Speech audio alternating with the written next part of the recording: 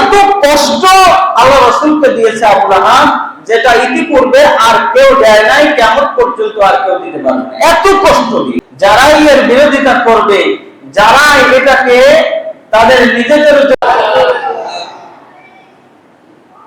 দরুদ পড়ছি, সালাম পড়ছি রাসূল করিম সাল্লাল্লাহু আলাইহি ওয়াসাল্লামের প্রতি।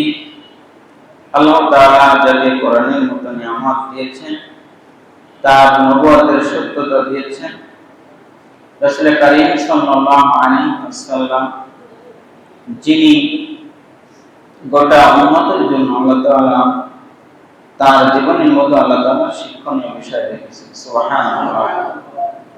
আমি আপনাদের সামনে কোরআন কারীমের সূরাতুল লাহাব তেলাওয়াত করেছি।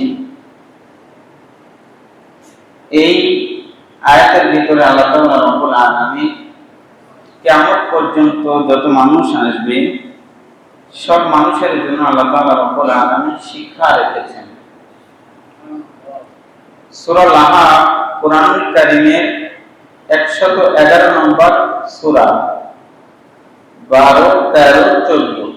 তার মানে এরপর আর তিনটে সূরা হলেই কোরআন কারীমের 114টি সূরার মধ্যে 111 নম্বর সূরা হলো সূরাতুল লাহাব। এই সূরার আরেকটা নাম আছে, মূল নাম হলো মাসাল। মূল নাম কি? ফি জিদিহা হাবলুম মিন মাসাল। কিন্তু এই যে সূরাটি আল্লাহ তাআলা রব্বুল আলামিন লাহাব নামকরণ করেছেন, যার শাস্তি কিয়ামত পর্যন্ত মানুষ শিক্ষণীয় হয়ে আছে। রাসূল করিম সাল্লাল্লাহু আলাইহি ওয়াসাল্লামের চাচা ছিলেন আবু লাহাব। তার নামকে বিকৃত করে তার যে নাম, এই লাহাব শব্দের অর্থ হলো অগ্নিস্ফুলিঙ্গ। আল্লাহ তাআলা এই সূরায় এই নাম কেন রাখলেন? আল্লাহ রাসূলের চাচাকে আমরা তিন ভাগে ভাগ করতে পারি। এক ভাগ হলো যে আল্লাহ রাসূলের যারা কথা শুনেছে এবং তাদের প্রতি তারা আল্লাহ রাসূলের কাছে এসে ঈমান এনেছে, যেমন আমির হামজা রাদিয়াল্লাহু তাআলা আনহু। দুই নম্বর হলো যে যারা আল্লাহ রাসূলের কাছে এসে তার কথা শুনে ঈমান আনে না, কিন্তু আল্লাহ রাসূলকে কষ্ট দেয় না। উৎকৃষ্ট উদাহরণ হলো চাচা আবু তালেব।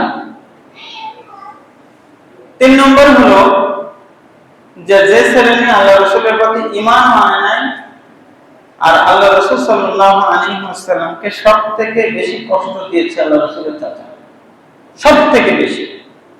এত বেশি কষ্ট অন্য মানুষ দিতে পারে না, যত না কষ্ট এই চাচাকে দিয়েছে। সাবির রাদিয়াল্লাহু আনহু একজন বলেন যে আমি একদিন জুল মাজাজের বাজারে দাঁড়িয়ে আছি। সামনে বসো।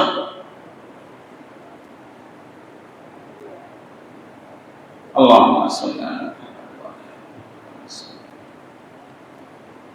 সাবির রাদিয়াল্লাহু আনহু বলেন যে আমি বাজারে দাঁড়িয়ে আছি, জুল মাজাজের বাজারে আমি দাঁড়িয়ে আছি। এমন সময় দেখি আল্লাহ রাসূল সাল্লাল্লাহু আলাইহি ওয়াসাল্লাম আসলেন এবং দোকানে দোকানে মোড়ের উপরে তার সামনে কিছু লোক জড়ো হয়ে গিয়েছে। তিনি কালেমার দাওয়াত দিচ্ছেন, কোরআনের দাওয়াত দিচ্ছেন বিদ্রোহীদেরকে। তিনি বললেন, قولوا لا إله إلا الله لعلكم تفلحون। ও মানুষেরা, বলো লা ইলাহা ইল্লাল্লাহ লাআল্লাকুম তুফলিহুন, তাহলে তোমরা সফল কাম হয়ে যাবে। এটা জুল মাজাজের বাজারে তিনি দাঁড়িয়ে তিনি মানুষদেরকে দাওয়াত দিচ্ছেন। সাবির রাদিয়াল্লাহু আনহু বলেন যে অনেক মানুষ জড়ো হয়ে গিয়েছে, আমি দেখলাম আল্লাহ রাসূল সাল্লাল্লাহু আলাইহি ওয়াসাল্লামের চাচা আবু লাহাব তিনি আসলেন। সে আসার পরে তার হাতে একটা পাথর ছিল। এই পাথরটা আল্লাহ রাসূলের গায়ে মেরে দিলেন। রাসূল কারীম সাল্লাল্লাহু আলাইহি ওয়াসাল্লামের পায়ে লেগে সেখান থেকে ফিনকি দিয়ে রক্ত বের হতে লাগলো। সবাই বলাবলি করতে লাগলো, এই লোকটার দোষটা কি? সে তো ভালো কথা বলতেছে। আবু লাহাব ডাক দিয়ে বলে, সে হলো কাজ্জাব, মিথ্যাবাদী, তোমরা তার কথা শুনে না।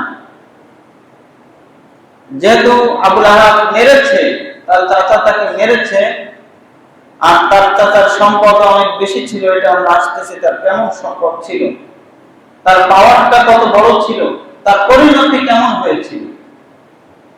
যখন এই জুলমাজাদের বাজারে আল্লাহ রাসূল সাল্লাল্লাহু আলাইহি ওয়াসাল্লাম তার পা দিয়ে রক্ত পড়তেছে, মানুষ দেখতেছে কিন্তু কিছুই বলতে পারতেছে না। ইসলামের প্রারম্ভে শুরুতে প্রথম 3 বছর যখন তিনি গোপনে দাওয়াত দিলেন, এই পর্যন্ত তিনি সবার কাছে ভালো ছিলেন, বিশ্বাসী ছিলেন। কিন্তু সূরাতুশ শুআরা যখন 214 নম্বর আয়াত নাযিল হলো, ওয়ানজির আশীরাতাকাল আকরাবিন, যখন আয়াত নাযিল হয়ে গেল, ওয়ানজির আশীরাতাকাল আকরাবিন, তোমার নিকটবর্তী যারা আছে তাদেরকে তুমি ভয় দেখাও। যখন এটা নাযিল হয়ে গেল, তিনি প্রকাশ্যে দাওয়াত দেওয়া শুরু করলেন। প্রকাশ্যে দাওয়াত দেওয়ার ফলে প্রথমে তিনি সাবা পাহাড়ে উঠলেন, ওঠার পরে সকল গোত্রকে ডাকলেন। ডাকার পরে তিনি বললেন, আমি যদি তোমাদেরকে বলি যে এই পাহাড়ের পিছনে একটা সৈন্যবাহিনী আছে, তাহলে কি তোমরা বিশ্বাস করবে? তখন তারা এক বাক্যেই বলল যে আমরা বিশ্বাস করব, কারণ তুমি কখনো মিথ্যা কথা বলো না। ঠিক তখন আল্লাহ রাসূল সাল্লাল্লাহু আলাইহি ওয়াসাল্লাম বললেন যে আল্লাহ আমাকে নবী করেছেন, আল্লাহ তাআলা আমাকে গাইড করেছেন, আমাকে নবী করেছেন, আমাকে কিতাব দিয়েছেন, তোমরা সকলেই ঈমান আনো, বলো কুলু লা ইলাহা ইল্লাল্লাহ লাআল্লাকুম তুফলিহুন, তাহলে তোমরা সফল কাম হয়ে যাবে। তখন এত মানুষের ভিতর থেকে একজন ব্যক্তি যে প্রতিবাদ করেছিল এবং আল্লাহ রাসূল সাল্লাল্লাহু আলাইহি ওয়াসাল্লামকে ধ্বংস হোক এই কথা বলেছিল, এই ব্যক্তি হলো আবু লাহাব। যখন এই এত মানুষের ভিতরে যখন সে বলল যে ধ্বংস তোমার হোক, ইয়া মুহাম্মদ, ইয়া মুজাম্মাম, তোমার ধ্বংস হয়ে যাক, তখন এই কথাটা আল্লাহ তাআলা আরশে আজিমে সহ্য হয় নাই, আল্লাহ তাআলার সাথে সাথে এই সূরাটি নাযিল করে দেন। সুবহানাল্লাহ। এই সূরার দুইটা পার্ট, একটা হলো 1 থেকে 3 নম্বর আয়াত এবং 4 এবং 5। দেখেন, যখন আয়াতটা নাযিল হয়েছে তখন কিন্তু মানুষ ভবিষ্যৎ দেখতে পায় না, যে ভবিষ্যতে কি হবে এটা কিন্তু দেখা যায় না, কারণ কোরআনের দাওয়াত কেবল চলতেছে। আল্লাহ রাসূল তাবুতে গিয়ে তিনি দাওয়াত দিচ্ছেন, তাবুতে গিয়ে মানুষকে বিধর্মী থেকে ইসলাম ধর্ম গ্রহণ করার জন্য তাবুতে গিয়ে হাজীদের কাছে গিয়ে তিনি তাদের কাছে দাওয়াত পেশ করছেন, কিন্তু ভবিষ্যতে কি হবে এটা কিন্তু কেউ জানে না। কিন্তু আয়াতগুলো যখন নাযিল হয়ে গেল, এই সূরাটা যখন নাযিল হয়ে গেল, তখন এমন একটা পরিবেশে নাযিল হলো যখন মুসলমানরা আল্লাহ বলে, আল্লাহ শব্দ বলবে, এরকম কোন পরিবেশ মক্কায় নাই। এরকম কোন পরিবেশ মক্কায় নাই যে মুসলমানরা জোরে লিল্লাহি তাকবীর দিবে। পরিস্থিতি এরকম হলো যখন প্রথম 3 আয়াতের পরে 2 আয়াত নাযিল হলো।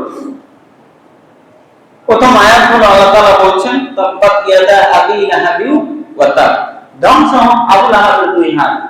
এখানে আল্লাহ তাআলা 2 হাতের কথা কেন বললেন? তাফসীরে ইবনে কাসির সহ অন্য তাফসীরের মতো আসছে যে মক্কার জমিনে যে ব্যক্তি সবথেকে বেশি কষ্ট দিয়েছে আল্লাহ রাসূল সাল্লাল্লাহু আলাইহি ওয়াসাল্লামকে, সেই ব্যক্তি হলো আবু লাহাব। আবু লাহাবের ঘরে তার 2 পুত্র ছিল, উতবা এবং উতাইবা। আল্লাহ রাসূল সাল্লাল্লাহু আলাইহি ওয়াসাল্লামের ঘরে 2টা মেয়ে ছিল। এই উতবা এবং উতাইবা 2 মেয়ের সাথে আল্লাহ রাসূলের এই আবু লাহাবের 2 ছেলের বিবাহ হয়। যখন আল্লাহ রাসূল দাওয়াত দিলেন দাওয়াত দেওয়ার ফলে যখন মক্কার জমিনে মানুষ ইসলাম ধর্ম গ্রহণ করতেছে, আবু লাহাব বাড়ি এসে বলতেছে, ও আমার ছেলেরা শোনো, মুহাম্মদ সাল্লাল্লাহু আলাইহি ওয়াসাল্লামের দুই কন্যাকে এখনই তালাক দিয়ে দিতে হবে। আমি চিন্তা করতে পারতেছেন যে আয়াতের গভীরতা কতটুকু। এখনই দুই কন্যাকে এখনই তালাক দিয়ে তার বাড়ি পাঠিয়ে দাও। দুই কন্যাকে, তার পুত্র উতবা এবং উতাইবা দুইজনে তালাক দিয়ে সাথে সাথে বাড়ি পাঠিয়ে দিল। আল্লাহ রাসূল সাল্লাল্লাহু আলাইহি ওয়াসাল্লামের ঘরের সাথে তাদের ঘর ছিল। সকালবেলা উঠে আবু লাহাবের স্ত্রী উম্মে জামিল, তার চেহারা বড় চমৎকার ছিল, সর্দারের মেয়ে ছিল, আবু সুফিয়ানের বোন ছিল, এজন্য তার দর্প ও অহংকারও বেশি ছিল। ময়লার যে বাগান হতো সকালবেলা আল্লাহ রাসূলের বাড়ির পরে সে মেরে দিত প্রতিদিন সকালবেলা, এটা তার কাজ ছিল। আরেকটা কাজ ছিল, রাসূল কারীম সাল্লাল্লাহু আলাইহি ওয়াসাল্লাম তিনি যখন রাস্তা দিয়ে যেতেন তখন এই মহিলা যত প্রকার কাটা আছে, যত প্রকার পাথর আছে, এটাকে পাথরকে কেটে কেটে এমন ভাবে করা হতো পেরেকের মতো, যেন আল্লাহ রাসূল পা পড়ে আল্লাহ রাসূলের পা কেটে যায়, ফেটে যায়, আল্লাহ রাসূল ব্যথা পান।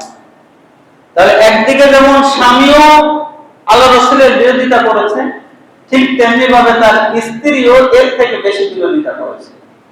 এজন্য দুইজনকে নিয়ে আল্লাহ তাআলা রব্বুল আলামিন এই আয়াত, এই সূরা এমন সময় নাযিল করলেন যখন আল্লাহ রাসূল সাল্লাল্লাহু আলাইহি ওয়াসাল্লাম ভবিষ্যৎ দেখতেছেন না এটা কি হচ্ছে। এই সূরাটা এমন একটা সূরা যেটা আল্লাহ রাসূলের যে নবুয়ত, তিনি যে নবুয়ত নিয়ে এসেছেন, তিনি যে ইসলাম নিয়ে এসেছেন, কোরআন নিয়ে এসেছেন, তিনি যে নবী, এটার সত্যতা এই সূরাটি প্রমাণ করে। সুবহানাল্লাহ। আয়াতটা নাযিল হয়ে গেল যে ধ্বংস হোক আবু লাহাবের দুই হাত। যখন এটা মক্কার জমিনে ঘোষণা হয়ে গেল তখন মানুষ হাসাহাসি করতেছে যে এত বড় একজন মানুষ, আর মুহাম্মদ সাল্লাল্লাহু আলাইহি ওয়াসাল্লাম বলে নাকি আবু লাহাবের দুই হাত ধ্বংস হয়ে গেল। আবু লাহাবের দুই হাত ধ্বংস হবে কি হবে? তার যে সন্তান আছে, তার যে সম্পদ আছে, এটাই শেষ হতে তো 1000 বছর লাগবে, এত সম্পদ। এরপরে তার স্ত্রীও নাকি তার গলায় বেড়ি পরিয়ে তাকে জাহান্নামে নেওয়া হবে, সে নাকি ইন্ধন বহনকারী। এর স্ত্রীও তো আরেক গোত্রের সর্দারের মেয়ে, কিভাবে সে শেষ হয়ে যাবে? আল্লাহ তাআলা রব্বুল আলামিন আয়াত নাযিল করলেন, ইন্না ওয়া'দাল্লাহি হাক্কা, আল্লাহর ওয়াদা কখনো মিথ্যা হতে পারে, আল্লাহর ওয়াদা মিথ্যা হতে পারে। বদর যুদ্ধ হয়ে গেল, তাফসীর ইবনে কাসির অনেক লম্বা লম্বা বর্ণনা এনেছেন, সময় সংক্ষেপের জন্য সার সংক্ষেপ দিচ্ছি। সেটা হলো বদর যুদ্ধ হয়ে গেল। বদর যুদ্ধের 7 দিন পরে এই আবু লাহাবের এখানে একটা গুটি বসন্ত হলো গলার উপরে। ওই সময় কারণ শরীরে যদি গুটি বসন্ত হয় তখন মানুষ ভাবতো এটা সোয়াশে রোগ, তার কাছে আর থাকা যাবে না। আবু লাহাবের যখন গুটি বসন্ত হয়ে গেল, এত সম্পদ, এত সন্তান, এত টাকা পয়সা, এত জনবল, কোন জনবল তার কাছে আর যায় না। সে একা একা বাড়িতে পড়ে থাকলো এবং ইন দা মিড টাইম সে এই অবস্থায় সেখানে পড়ে থাকলো, মৃত্যুবরণ করলো, তার কাছেও কেউ যাইতে পারল না। 3 দিন পরে যখন লাশ থেকে তার পচা দুর্গন্ধ বের হতে লাগলো, মানুষজন, মক্কার জমির ভিতরে মানুষজন, তারা বলতেছে যে এত বড় একজন মানুষ মরে পড়ে রয়েছে, তার সন্তানগুলো কোথায়, ডাক দাও। তাদের সন্তানদেরকে বলা হলো যে তোমরা যাও, অন্তত তার লাশটা অন্তত কিছু একটা করো, আমরা তো এলাকায় টিকতে পারতেছি না। তার সন্তানরা গিয়ে এই আবু লাহাবকে লাঠি দিয়ে খুঁচিয়ে খুঁচিয়ে একটা জায়গায়, মরুভূমিতে একটা গর্ত কোণে কোন অবস্থায় খুঁচিয়ে খুঁচিয়ে এই ভিতরে ফেলে দিয়ে এরপরে বাড়ি চাপা দেওয়া হলো। আল্লাহু আকবার বলুন না। আল্লাহ রাসূলের সাথে যে বিরোধিতা করেছে, আল্লাহ রাসূল সাল্লাল্লাহু আলাইহি ওয়াসাল্লামের নবুয়ত স্বীকার করে নাই, আল্লাহ রাসূল সাল্লাল্লাহু আলাইহি ওয়াসাল্লামের মেয়েকে তালাক দিয়ে বাড়ি পাঠিয়ে দিয়েছে। এত কষ্ট আল্লাহ রাসূলকে দিয়েছে আবু লাহাব, যেটা ইতিপূর্বে আর কেউ দেয় নাই, কিয়ামত পর্যন্ত আর কেউ দিতে পারবে না। এত কষ্ট দিয়েছে, এত কষ্ট দিয়েছে। এটা হলো একটা পরিণতি।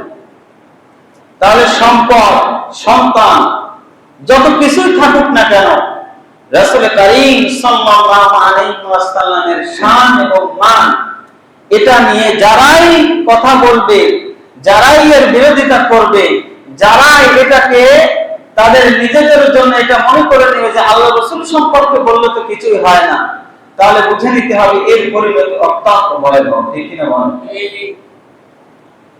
এরপরে তার স্ত্রীর কথা বলা হয়েছে, জাহান্নামের ইন্ধন বানানো হবে তাকে। যখন আয়াত নাযিল হয়ে গেল, আয়াত নাযিল হওয়ার পরে সে একটা পাথর নিয়ে আল্লাহ রাসূল সাল্লাল্লাহু আলাইহি ওয়াসাল্লামকে মাথায় আঘাত করার জন্য সে হাসতেছে। রাসূল কারীম সাল্লাল্লাহু আলাইহি ওয়াসাল্লাম কাবার খাতিমে বসে রয়েছেন, পাশে আবু বকর বসা। আবু বকর যখন বসা, তখন আবু বকর দেখতেছে যে দূর থেকে উম্মে জামিল আসতেছে, আবু লাহাবের স্ত্রী আসতেছে আল্লাহ রাসূলকে মারার জন্য। কারণ কি?